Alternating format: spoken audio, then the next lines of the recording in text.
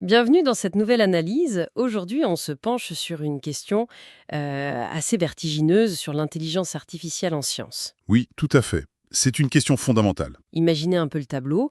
On a des dizaines et des dizaines d'IA, presque 60, conçues par des labos qui, pour la plupart, ne se parlent pas. Mhm. Et ces IA sont super différentes. Certaines lisent du texte, d'autres des graphiques, d'autres encore manipulent la matière en 3D. Et on leur demande à toutes de faire la même chose. Comprendre le monde physique, les molécules, les matériaux. Exactement. Et la grande question, la voilà, est-ce que, sans se concerter, ces IA développent une sorte de langage interne commun, une vision du monde qui serait la même pour toutes? C'est vraiment la question centrale. En fait, ça fait écho à l'histoire des sciences humaines. Ah oui, Bah oui. Nous, on a mis des siècles à construire des lois unifiées comme la physique quantique, qui expliquent tout, de la chimie à la biologie. On a ce langage commun. d'accord. Et l'étude du MIT qu'on regarde aujourd'hui se demande si ces fameux modèles de fondation, chacun dans leur coin, sont en train de refaire ce chemin, mais en accéléré. En gros, est-ce qu'ils découvrent tous la même physique interne? C'est exactement ça. Est-ce qu'il y a une convergence? Alors pour répondre à ça, la source est solide, c'est une méta-analyse, donc une étude qui en analyse plein d'autres. Oui, près de 60 modèles, c'est énorme. Et le point de départ, comme tu le disais, c'est leur diversité. C'est ça qui est passionnant. C'est ça. On a par exemple des modèles comme ShemGPT qui fonctionnent un peu comme ChatGPT, mais pour la chimie. Ils lisent une ligne de texte, une chaîne SMILS, qui décrit une molécule. D'accord, donc une approche purement textuelle. Et à l'autre bout du spectre, on a des monstres comme Mace ou Orb V3 qui, eux, ne voient pas du texte. Ils voient la position des atomes en 3D, dans l'espace. Avec toutes les lois de la physique que ça implique. Toutes les symétries, etc.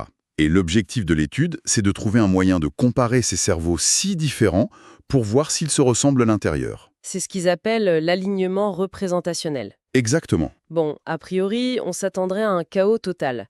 Des approches si différentes, ça devrait donner des visions du monde complètement éclatées. Logiquement, oui. Et pourtant, c'est là que ça devient fou. Le premier résultat, c'est un vrai coup de théâtre. Elles convergent. Elles finissent presque toutes par penser de la même manière. C'est un résultat qui était loin d'être évident et il est assez profond. En quel sens? Ça suggère que plus un modèle devient bon pour prédire une propriété, disons l'énergie d'une molécule, moins il a de choix ou de liberté dans sa façon de représenter le monde. Il est comme contraint par la réalité. Il est contraint par les lois de la physique elle-même. C'est comme s'il n'y avait qu'une seule voie optimale pour comprendre la matière et que tous les bons modèles finissent par la trouver, peu importe d'où ils partent. Donc ce ne sont pas juste des astuces statistiques qu'ils trouvent. Non, il se rapproche d'une description fondamentale, quasi universelle de la réalité. J'aime bien cette idée.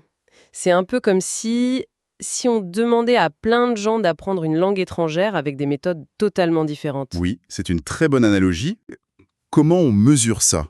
Comment on compare les grammaires internes de deux IA? Oui, comment on fait? Les chercheurs utilisent une métrique au nom un peu barbare, Ouais. la CKNA. Ok. Sans entrer dans les maths, l'idée est assez simple en fait. Imaginez que chaque modèle range toutes les molécules qu'il connaît dans une grande bibliothèque. La CKNA va juste vérifier si deux modèles sont d'accord sur qui est voisin de qui. Ah, d'accord. Si le modèle A met la molécule X à côté de la Y, est-ce que le modèle B fait pareil? Voilà. Plus ils sont d'accord sur l'organisation de leur bibliothèque, plus on dit qu'ils sont alignés. Et quand on regarde les résultats, c'est là que c'est bluffant. Je pense à la figure 1A de l'article, cette grande matrice de couleurs. Mhm. Les couleurs foncées, ça veut dire un fort alignement. Alors, sans surprise, les modèles 3D se comprennent bien entre eux, les modèles textuels aussi. Mais le truc dingue, ce sont les carrés très sombres entre des modèles textuels et des modèles 3D. Oui, ça c'est un des points les plus forts de l'étude. Mais comment c'est possible? Une ligne de texte comme CCO pour l'éthanol, ça ne dit rien sur les angles, sur la forme 3D. Et pourtant, ça montre que les meilleurs modèles textuels ne font pas que voir des lettres. Ils infèrent des propriétés physiques et structurelles à partir du texte, au point que leur carte mentale ressemble à celle d'un modèle qui, lui, a vu la 3D. Il apprend la physique implicitement. Il apprend des principes fondamentaux qui transcendent ces données d'entrée. Et ça se voit encore mieux sur un autre graphique, la figure 1B, qui est d'une clarté redoutable. Oui, la corrélation est très nette. En ordonnée, on a l'erreur du modèle. Plus on est bas, meilleur il est. En abscisse, son alignement avec le meilleur modèle du lot. Et là, on a une belle droite qui descend. C'est limpide. Plus tu deviens bon, plus tu penses comme les autres qui se sont bons. C'est ça. Et il y a une dernière visualisation qui enfonce le clou, une sorte d'arbre généalogique des modèles. La figure 1F? Exactement. Sauf qu'ici, ce qui regroupe les modèles, ce n'est pas leur ADN, leur architecture. Ce sont les données avec lesquelles ils ont été nourris. Ah, c'est l'expérience qui prime sur l'inné en quelque sorte. C'est que ça.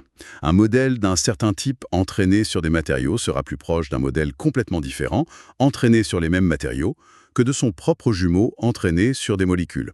L'environnement façonne la pensée bien plus que la conception de base. Voilà. C'est fou. Mais ça amène une autre question. Cette carte du monde qu'elle dessine toute, est-ce que c'est une carte routière hyper détaillée avec des milliers de rues ou c'est plutôt une carte de métro avec juste quelques lignes simples qui capturent l'essentiel? Quelle est la complexité de cette pensée commune? Oui, c'est ça. C'est la transition parfaite.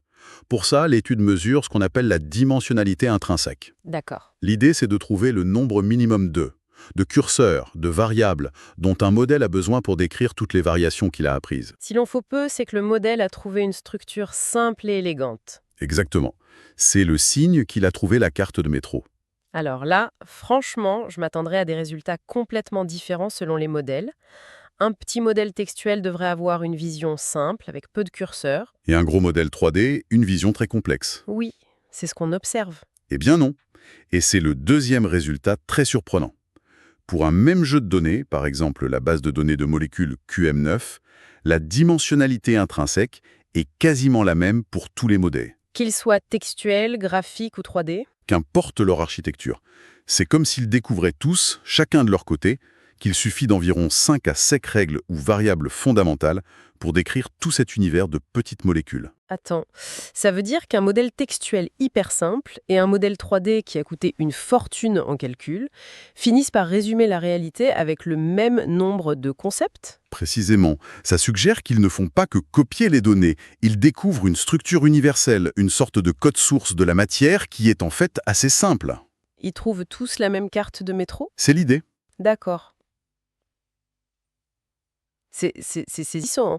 Donc on a des modèles qui convergent vers une vision commune, et cette vision est d'une complexité similaire et étonnamment simple. Mhm. Mais bon, le vrai test pour une intelligence, c'est de voir comment elle réagit face à l'inconnu, non? Quand on la pousse hors de sa zone de confort. Absolument.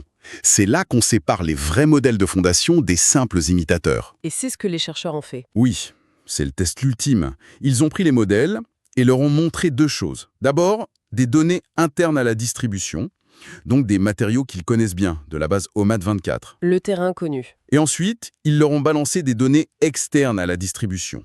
Des molécules de la base Homol 25, beaucoup plus grosses, plus complexes. Le grand saut dans l'inconnu. Voilà, des choses qu'ils n'avaient jamais vues. L'objectif était de voir comment leur cerveau réagit. Et la conclusion, si j'ai bien compris, c'est qu'il n'y a pas une seule manière d'échouer, il y en a deux, et elles sont très différentes. Et pour moi, c'est la partie la plus révélatrice de l'article. On observe deux régimes d'échecs. Le premier, c'est sur les données familières. D'accord. Là, les modèles qui sont moins performants, ils divergent complètement. Chacun part dans sa direction, trouve sa propre petite solution bancale, un sous-optimum local. Leurs représentations internes n'ont plus rien à voir les unes avec les autres. Plus rien. C'est l'échec idiosyncratique. Chacun échoue à sa manière. Un peu comme des mauvais élèves sur un exercice connu. Chacun a sa propre erreur. C'est une bonne image. Mais c'est sur les données inconnues que le comportement change du tout au tout. Le deuxième régime. Oui. Face à ces grosses molécules complexes, presque tous les modèles, même les meilleurs, s'effondrent de la même manière. Ils s'effondrent ensemble. Exactement. Leurs représentations internes redeviennent soudainement très similaires, très alignées. Mais c'est un alignement dans l'échec. C'est-à-dire, C'est-à-dire que leurs cerveaux produisent des sorties très pauvres, presque aléatoires. Leur comportement n'est plus du tout guidé par les données, qu'ils ne comprennent pas, mais par les biais de leur propre architecture. donc pour résumer, face au connu, les mauvais élèves échouent chacun dans leur coin. C'est ça? Face à l'inconnu, tous les élèves, même les bons, se mettent à réciter la même formule par cœur, même si elle est fausse. C'est une analogie parfaite. C'est un plantage collectif. Et la conclusion, c'est fondamental. La pensée des modèles est dominée par les données quand c'est familier et par l'architecture quand c'est nouveau. Ce qui prouve qu'on n'a pas encore de vrai modèle de fondation. Exactement. Ils sont encore prisonniers de leurs données d'entraînement. Ils ne savent pas encore raisonner sur du jamais vu. D'accord. C'est un peu une douche froide, mais c'est hyper éclairant. Alors concrètement, on en fait quoi de tout ça? Quelles sont les leçons pratiques? L'étude en tire 3, très claires. La première, c'est la plus évidente. Les données et encore les données. C'est le goulot d'étranglement. C'est le principal obstacle. Pour qu'ils deviennent de vrais généralistes, il va falloir des données d'entraînement beaucoup plus vastes et surtout beaucoup plus diverses. D'accord, leçon numéro 1. La deuxième. La deuxième, c'est une bonne nouvelle. La taille ne fait pas tout. Ah, On a vu que même des modèles plus petits, s'ils sont bien entraînés, peuvent développer des représentations très alignées avec des modèles géants. leur vision du monde est similaire? Oui. Et ça ouvre des portes pour ce qu'on appelle la distillation de modèles. On peut prendre un très grand modèle professeur, très cher, et l'utiliser pour entraîner un petit modèle élève, plus rapide et économe, à penser comme lui. On pourrait donc créer des IA spécialisées, plus légères, mais qui auraient la sagesse des grands. C'est une piste vers une IA plus juste, plus durable. Tout à fait. Et la troisième leçon, Hmm. c'est que cette mesure d'alignement est un outil de diagnostic incroyable pour concevoir les modèles. On peut enfin mesurer l'impact réel d'un choix d'architecture. On peut voir ce qui marche et ce qui ne marche pas. Voilà, l'exemple dans l'article est génial, sur le modèle Orb V3. Normalement, on veut que le modèle comprenne que si on tourne une molécule, ses propriétés ne changent pas. La symétrie de rotation. D'accord. C'est une contrainte physique de base. Oui, mais l'intégrer dans l'architecture, c'est complexe, c'est coûteux. On le hardcode en quelque sorte. C'est ça. Mais une variante de ce modèle ne l'a pas. Par contre, à l'entraînement, on l'a pénalisé s'il ne respectait pas cette règle. Et le résultat est incroyable. C'est-à-dire? Sa représentation interne est quasiment identique à celle des modèles complexes qui, eux, ont la symétrie intégrée dans leur ADN. Il a appris la physique tout seul. Ah oui. Ça confirme un peu ce qu'on appelle la leçon amère du machine learning. Qui dit que, Que souvent, au lieu de coder des règles complexes, il vaut mieux une architecture simple, mais avec plus de données et plus de calculs pour qu'elle découvre les règles elles-mêmes. c'est exactement ça. Laisser l'échelle faire le travail. Bon, si on fait le bilan. On est parti d'une question, est-ce que des IA différentes peuvent développer une vision commune du monde? La réponse est un oui, et un oui assez surprenant. Elles convergent vers une sorte de physique unifiée interne. Oui, mais c'est un grand mais. Oui, c'est un oui à nuancer. Cette belle convergence, elle vole en éclats dès qu'on les confronte à de la vraie nouveauté. Il reste des spécialistes brillants de leur domaine, mais pas encore des scientifiques capables de généraliser leur savoir. C'est ça. Leur échec face à l'inconnu montre que le chemin est encore long. Et au final, ce concept d'alignement, il devient presque plus important que la simple performance. Ce n'est plus juste qui a le meilleur score. Non. C'est plutôt à quel point la vision du monde de ce modèle est-elle universelle et alignée avec les autres. C'est une nouvelle façon de mesurer la qualité d'une IA. Absolument. Et ça nous laisse avec une pensée pour le futur. Une question ouverte. Laquelle? L'étude pose une nouvelle référence. La question ne sera peut-être plus seulement « est-ce que ce modèle est performant ?», mais à quel point sa compréhension est-elle fondamentale? Hmm. Et ça soulève une dernière interrogation, un peu plus vertigineuse. Je t'écoute.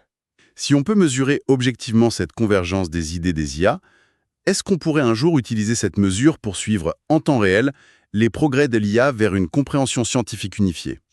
Et peut-être même comparer cette trajectoire à celle bien plus lente et chaotique de notre propre histoire des sciences.